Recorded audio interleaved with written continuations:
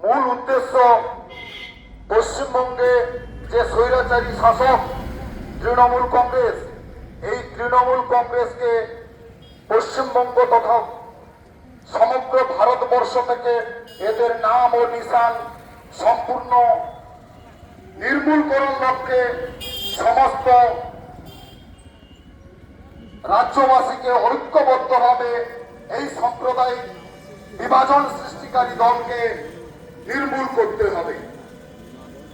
আজকে তৃণমূল ধর্মের নামে রাজনীতি করছে, ধর্মে ধর্মে মানুষের বিভেদ সৃষ্টি করছে। আজকে আমাদেরকে বলছে সাম্প্রদায়িক, অথচ বড় সাম্প্রদায়িক তাস খেলে বসে আছেন আমাদের মুখ্যমন্ত্রী মমতা বন্দ্যোপাধ্যায়। আমার আপনার করের টাকায় পুরীর জগন্নাথ মন্দিরকে নিয়ে এসে